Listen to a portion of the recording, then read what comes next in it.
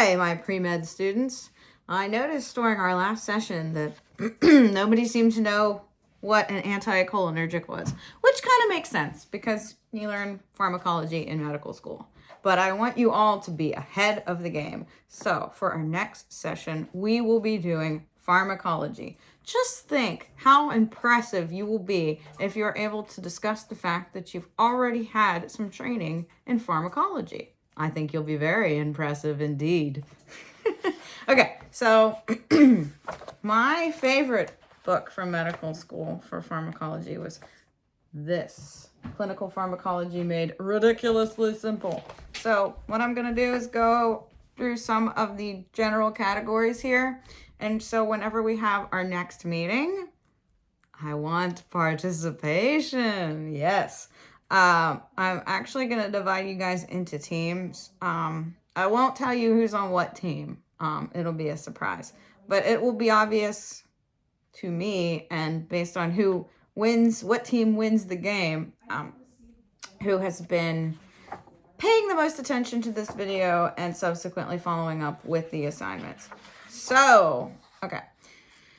Pharmacology, you just learn about different therapies for patients that you will be treating using drugs. There's different routes of administration. I think obviously oral is what most people think of, but there's intramuscular injections, there's IV, there's topical like creams, usually in dermatology, they would use creams. There's patches. For birth control, there's rings that you insert vaginally. In fact, that's a different route of administration. And then like drops, like eye drops, ear drops. You can have, so we have oral. So oral could be a pill, or it could be like a dissolvable,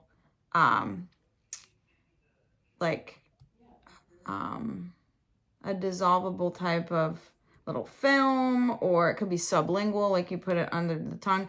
Basically anything you imagine for getting a medication into the body, there is some way. So like subcutaneous, which is called sub-Q.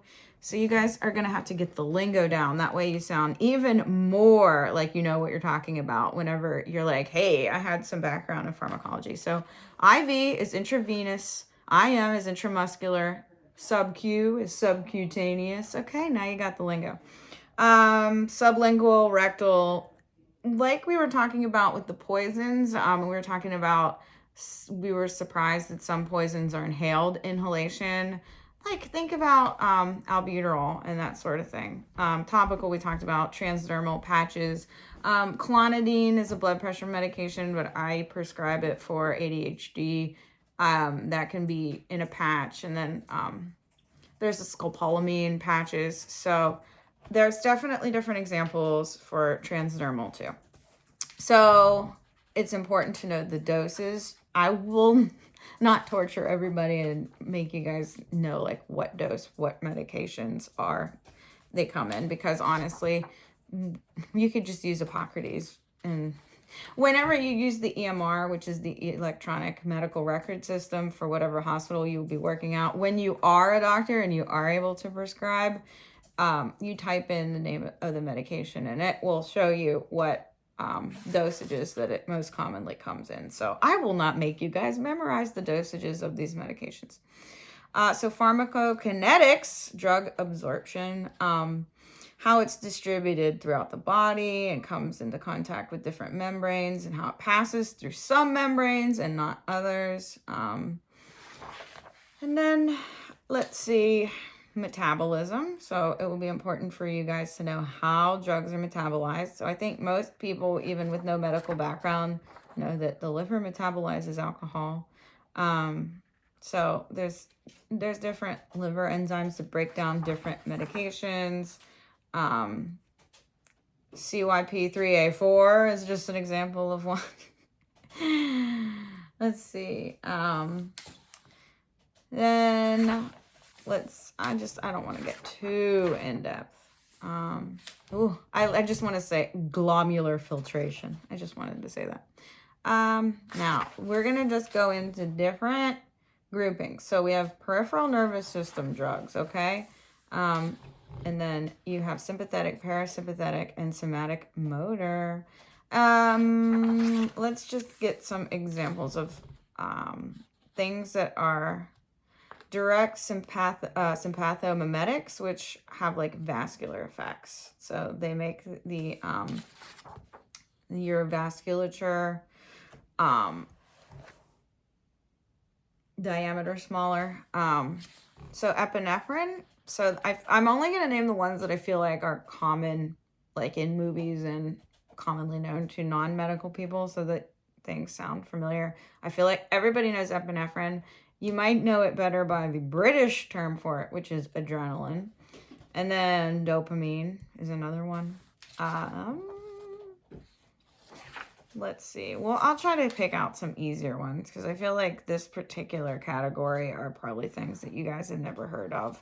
I think the more pertinent ones would be like cold medicine or antibiotics or things that people in the general population have heard more. So, well, since I mentioned clonidine, it is an alpha-2 agonist, and you guys can watch this video as much as you want because that's going to be a test question. Alpha-2 agonist. That's the answer to one of your quiz questions. Okay, let me see. Prazosin is another one that I prescribe. It does vasodilation.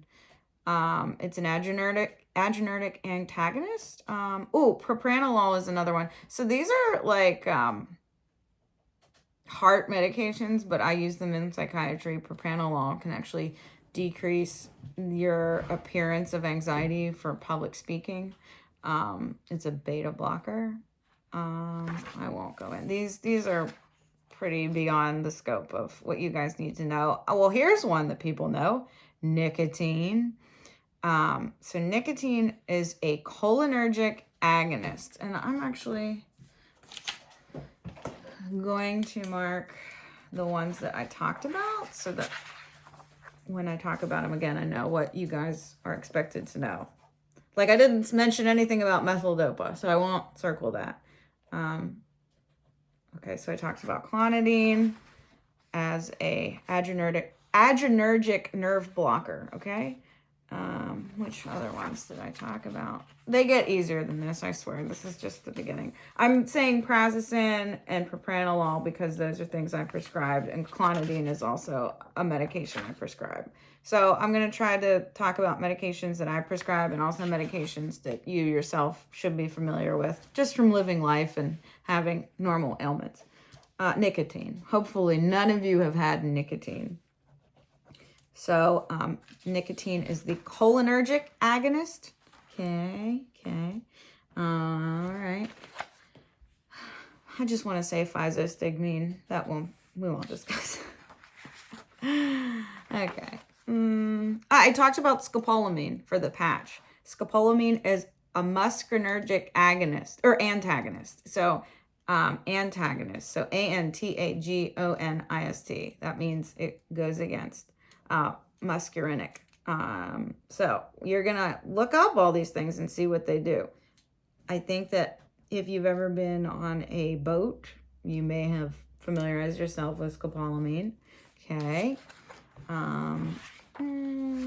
We can get into, we're not going to do neuromuscular blocks. Well, we could do local anesthetics, which I think a lot of people would be familiar with. Lidocaine. Okay, so lidocaine is going to be one that we're going to discuss. I assume that everybody knows that it's a topical anesthetic, or maybe you don't. Maybe you need to look it up and learn more about it. It's a local anesthetic. It's injectable, lidocaine.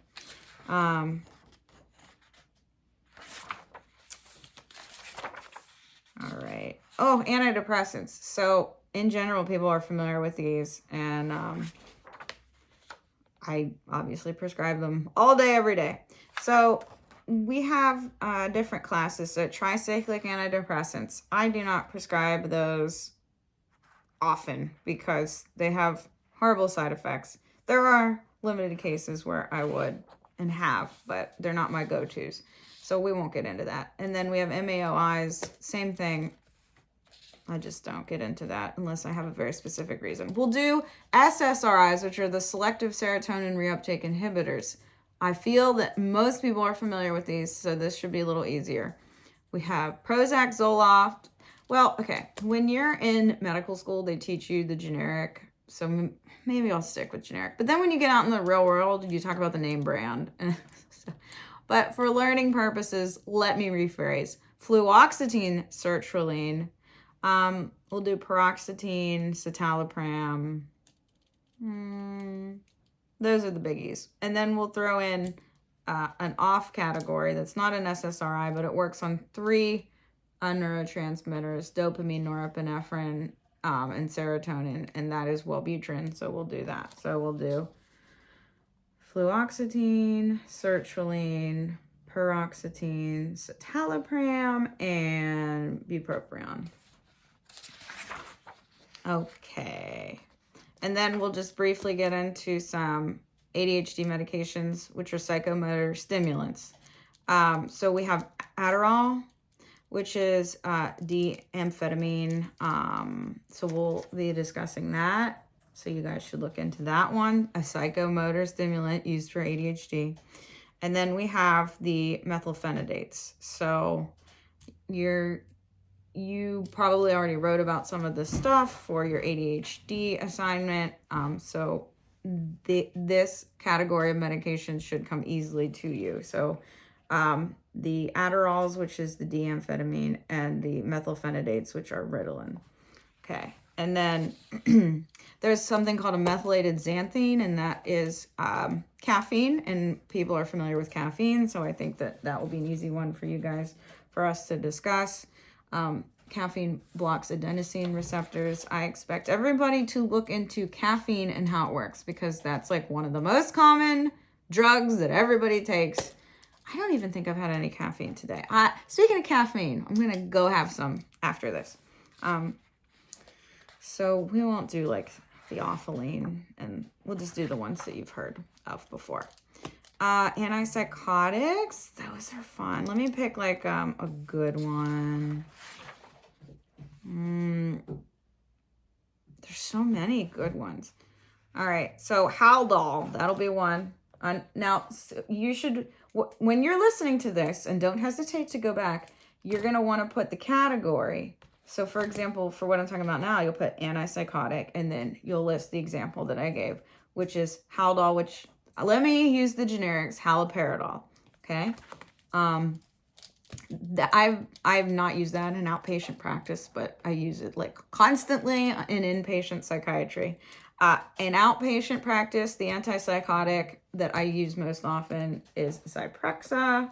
So those will just be 2 examples of the antipsychotic drugs we'll do. Inpatient, typically, Haldol, haloperidol. Sorry, I gotta go back in time to using the generic names. So Zyprexa, the generic name is olanzapine. Okay, so let's do a new category. We'll do a Parkinson's disease drug. We'll do levodopa. Okay, so that treats Parkinson's. So the category right now is Parkinson's and levodopa.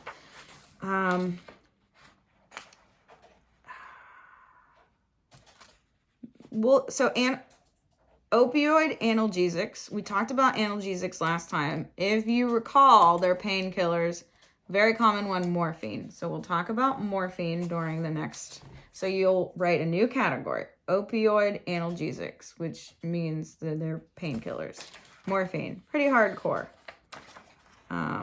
Although, in my experience, everybody likes hydromorphone, which is Dilaudid, but we will just pick one and we'll pick morphine.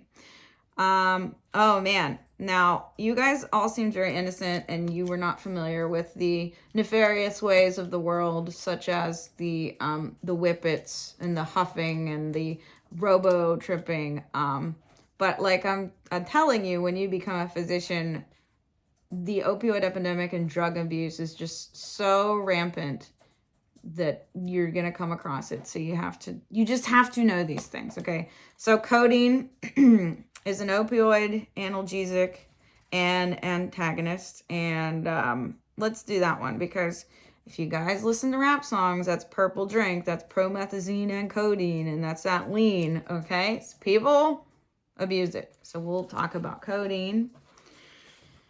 And then we've got to talk about the non-analgesic uses of opioids. The dextromethorphan, we've already talked about it, so we're going to talk about it again because you guys should definitely know. Molly Percocet. See, anything that I know, Miriam's over here laughing. Anything that I have seen in songs, I would assume the general population is familiar with. So we'll talk about Percocet, which is a combination product containing narcotics, oxycodone and acetaminophen. So write that one down. So we're still in analgesics, which are painkillers.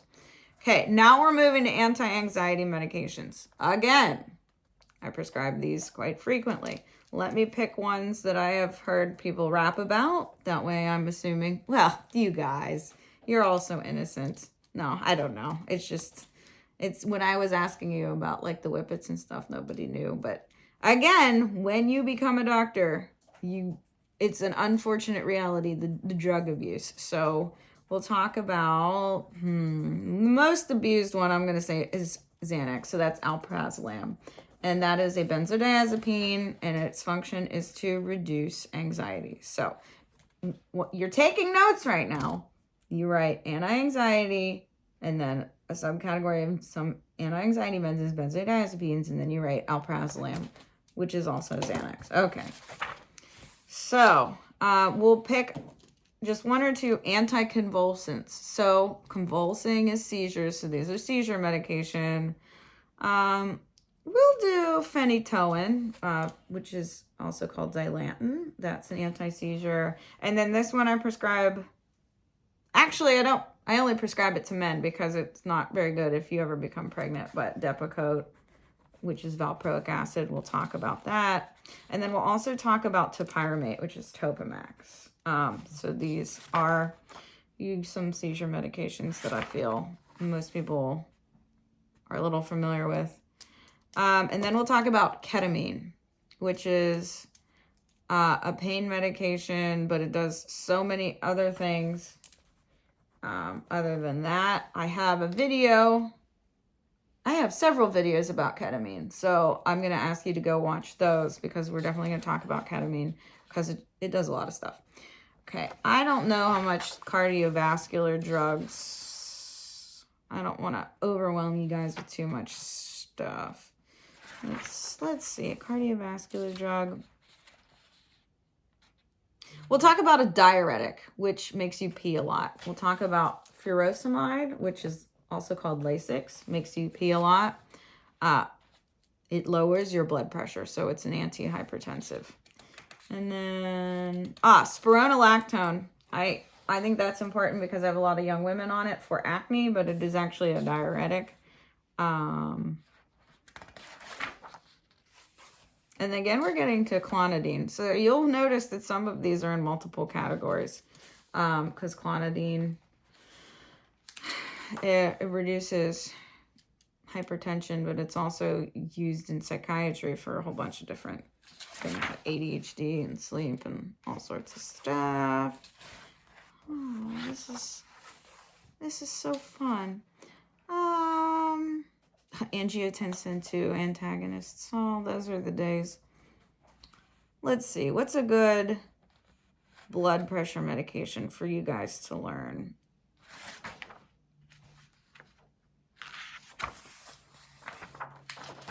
We'll pick. I just want to pick one blood pressure because they're so important. Plus, hypertension, aka high blood pressure, is just so prevalent that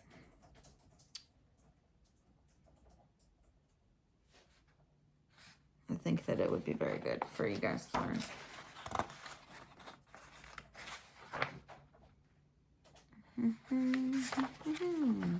Which one is pertinent to all y'all? Oh, all right, so we'll just do for the hypertensive. I like hydrochlorothiazide. Okay, and then also, well, we already talked about prazosin, so you'll see prazosin listed in many of your categories. Okay.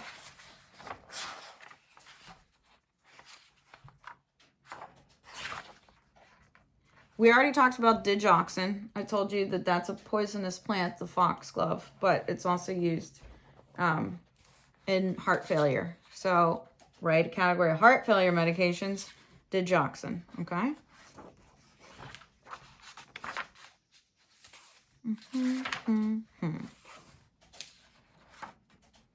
And then we have lidocaine again for antiarrhythmic drugs whenever your heart is having an arrhythmia. So since we've already talked about lidocaine, we'll go ahead and make a new category, antiarrhythmic drugs, and then put lidocaine since you were already familiar with lidocaine.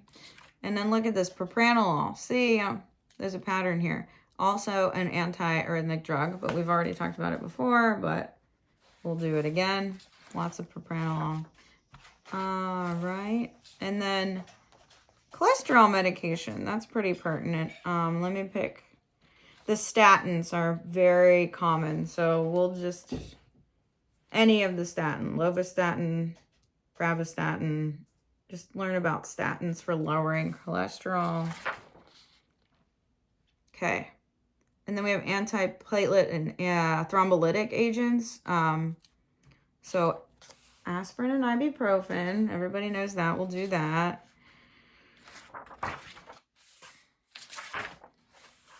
Okay, and then now we're doing a new category. It's bronchial dilators. Albuterol helps you to breathe. So you guys are going to study albuterol. All right. And then that's probably the most commonly known for asthma is albuterol. Okay, now we're going to get into some stomach ones.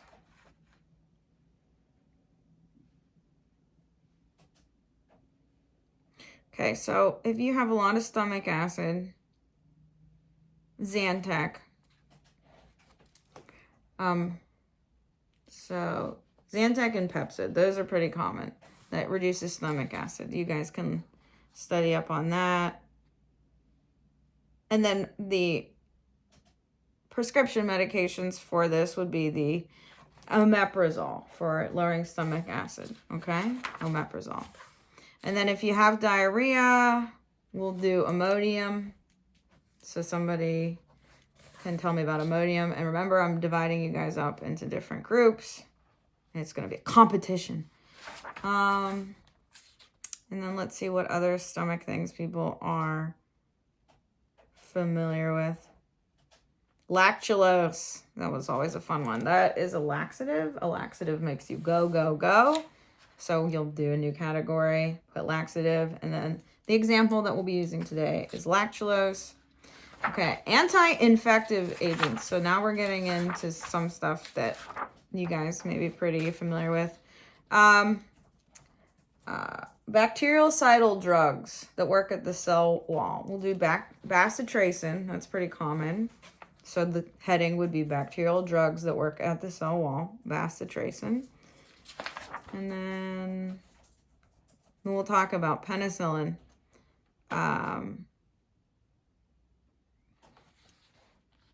So antibiotic, penicillin. Perfect example. And for good measure, we'll do amoxicillin. That one's also super common, and I'm sure you guys know what amoxicillin is. So again, I'm trying to pick the most common in pop culture or most frequently prescribed medications for you guys to study. All right.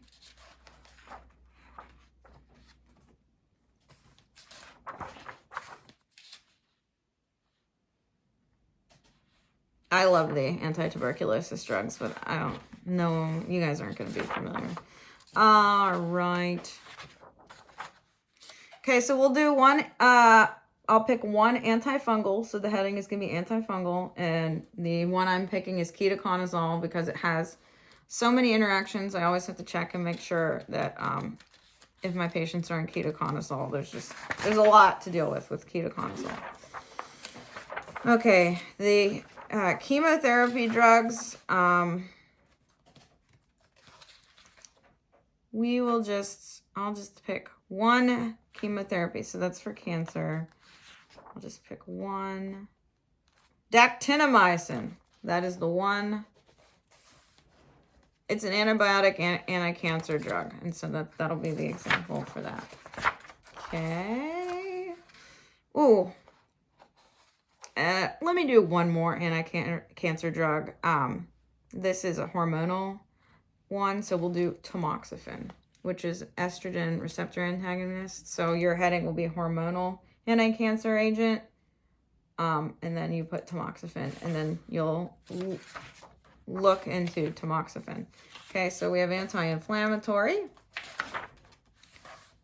So we already talked about aspirin. So a non-steroidal anti-inflammatory aspirin. And then ibuprofen, we already talked about. And then, I don't know if you guys will be familiar with any of these other ones, so we'll skip. No, these ones are all very in-depth. Okay.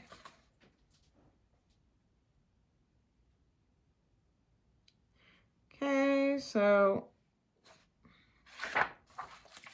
we'll get into that one.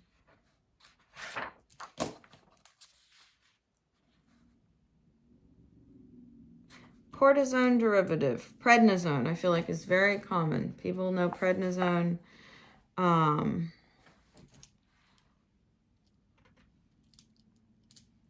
Yeah, these other ones. Oh, spironolactone. So I'm going to just bring that up again because we've already talked about it. It's another heading. It's an inhibitor of adrenal hormone synthesis and actions, spironolactone.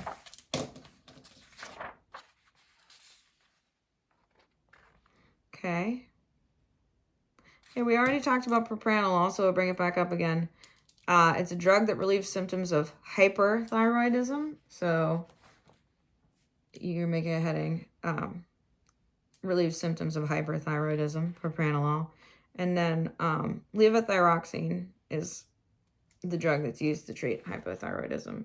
So you have hypothyroidism and levothyroxine, and then hyperthyroid. It's not like the mainstay, but I'm picking propranolol because we've already talked about it so many times. So make sure when you're listening to this, you write the headings, and then you write the drugs that go underneath, and then you study up about those drugs. Okay, and then we will pick insulin just for diabetes. So the type of insulin, we'll just do regular insulin. How do you like that? Just keep it plain and simple. Okay, all right. Oh, let me just add one more. So also for diabetes, but not to the insulin point, it's metformin. And metformin is used for a lot of things off-label. And you can look up what off-label is because that will also be a question on your test. Okay, I think that's about enough. I think that you'll go through this video, list the category, like the overhead, and then underneath it, write an example. I picked the most common, well-known examples from each category. Okay, so the category for the metformin is going to be under diabetes medication, but more specifically, it is a non-sulfonylurea. So I will spell that for you. NONSULFONYLUREA. Okay? And then tell me about metformin because it's a hot new drug and it's used off-label. And what does off-label mean? That's going to be a question on your test. All right, this is exciting. All right. Study, study, study, and we'll have a competition during our next class.